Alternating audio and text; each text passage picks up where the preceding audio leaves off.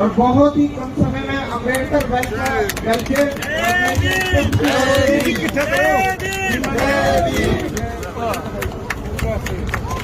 अत्यंत प्रयास किया।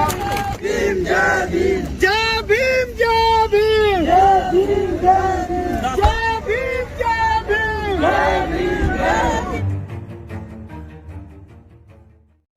जय जय जय जय जय भीम जय भीम जय भीम जय जय जय जय जय भीम जय भीम जय भीम जय जय जय जय जय भीम जय भीम जय भीम राज रतन जी राज रतन जी राज रतन जी जिंदाबाद जिंदाबाद जिंदाबाद।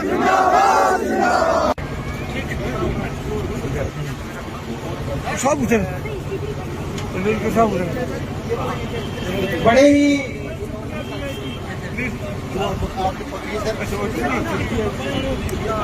आज का एक बड़ा ही मनमोहक और फिर कैसे समय और बहुत ही कम समय में अम्बेडकर वेलफेयर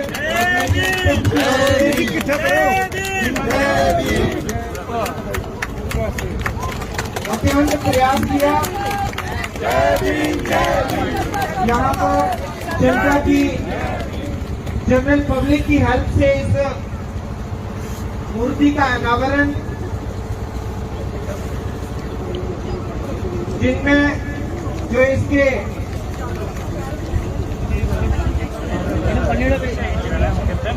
शिलाओं पर बहुत ही सुंदर संदेश उकेरे गए हैं, जिसमें जो उत्तर दिशा की ओर है वहां पर संदेश education is like a milk of lioness who drink बिलरोर। शिक्षा जो है एक शेरनी के दूध के समान है, जो पिएगा वो गरजेगा। इसकी पश्चिम दिशा की ओर भारतीय संविधान से प्रियम्बल को लिया गया है।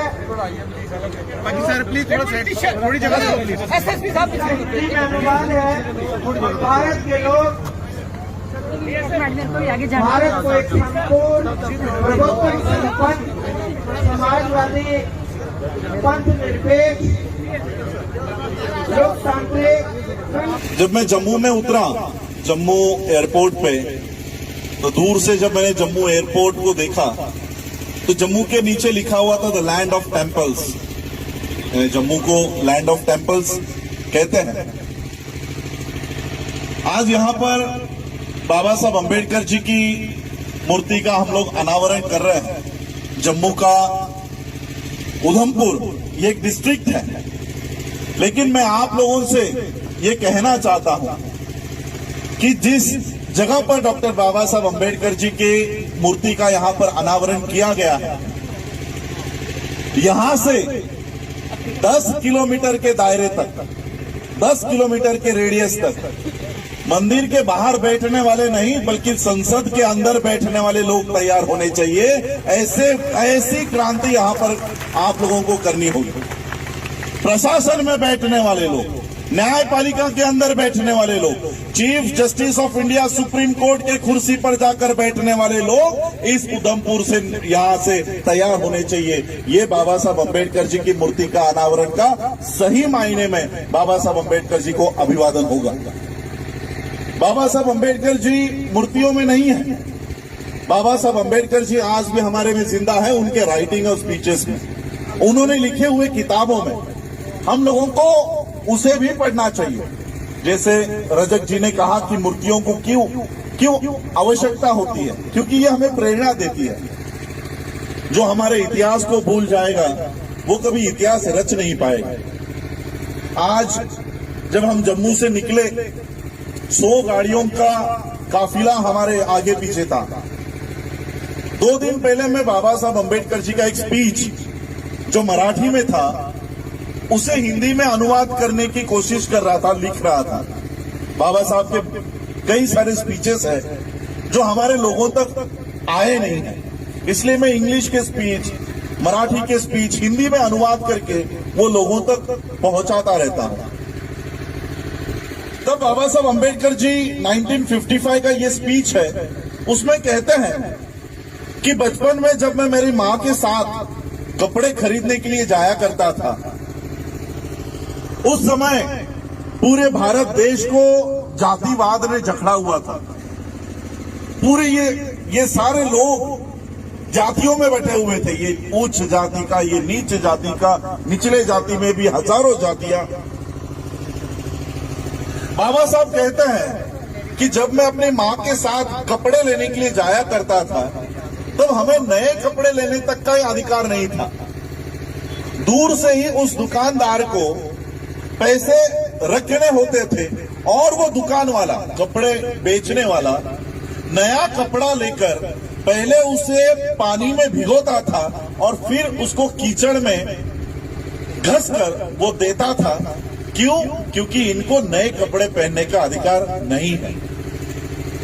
जिस बच्चे को पूरे पैसे लेने के बावजूद भी नए कपड़े नहीं मिलते थे, उन्हीं बाबा साहब अंबेडकर जी ने हमारे इतनी बदलाव कर दिए कि उन्हीं की तीसरी पीढ़ी आज कोट में टाई में घूमती है। इतना बड़ा बदलाव बाबा साहब अंबेडकर जी के कार्य का है। यही इतिहास हम लोगों को पता होना चाहिए, इसलिए ये स्टैच्यू यहाँ पर अनावरण किया गया है। गाड़ियां जब मैं देख रहा था कि आगे पीछे और उसके भी आगे 2 मिलिट्री की गाड़ियां हम लोगों को सिक्योरिटी देने के लिए चल रही थी। देखिए, मैं कोई राजनीतिक घराने से नहीं हूं, मैं भी एक मिलिट्री के घराने का ही बच्चा हूं। बाबा साहब अंबेडकर जी के पिताजी, उनके भी दादाजी ये मिलिट्री में थे। बाबा साहब के पिताजी सूबेदार मेजर यहां तक पहुंच गए थे। जब बाबा साहब के पिताजी ने, जब ये सारे छोटे छोटे थे, बच्चे थे, बाबा साहब के पिताजी अलग अलग पोस्टिंग उनकी हुआ करती थी, तो ऐसे ही उनके पिताजी ने सोचा कि अभी बच्चों को छुट्टियां लग गई है, तो क्यों ना बच्चों को जहां पर उनकी पोस्टिंग हो गई है वहां पर बुला लिया जाए। इसलिए बाबा साहब के पिताजी ने, रामजी बाबा ने टेलीग्राम भेजा, अपने बच्चों के नाम टेलीग्राम भेजा कि तुम लोगों की अगर एग्जाम्स खत्म हो गई है तो छुट्टियों में मुझे मिलने के लिए यहां पर आ जाओ। आने से पहले मुझे टेलीग्राम कर देना कि कौन सी ट्रेन से आ रहे हो, कौन सी ट्रेन से आ रहे हैं। तो बच्चों को ये टेलीग्राम मिला, बाबा साहब को टेलीग्राम मिला। बाबा साहब, उनके बड़े भाई और उनके बहनों के जो बच्चे थे, ये सभी बच्चे जिस ट्रेन से रामजी बाबा ने कहा था कि ये ट्रेन पकड़ के आना, वो ट्रेन पकड़ के ये सभी बच्चे अपने पिता को मिलने के लिए निकल गए। बाबा साहब ने टेलीग्राम कर दिया, लेकिन ये टेलीग्राम उनके पिताजी को मिला ही नहीं। अब पिता को पता ही नहीं है कि मेरे बच्चे कब आने वाले हैं और कौन सी ट्रेन से आने वाले हैं। बाबा साहब और उनके भाई, उनके भतीजे सारे निकल गए। ट्रेन में बैठे, जहां पर बाबा साहब के पिताजी ने कहा था कि इस स्टेशन पे उतर जाओ, ये बच्चे वहां पर उतर गए और अपने पिता की राह देख रहे थे। बहुत देर हुई, ट्रेन चली गई। स्टेशन मास्टर ने देखा कि ये बच्चे अभी तक यहीं पर खड़े हैं और बच्चे, क्योंकि रामजी बाबा मिलिट्री थे, मिलिट्री मैन थे, घर में डिसिप्लिन बहुत थी, सभी अच्छे कपड़े पहनकर वहां पर खड़े थे।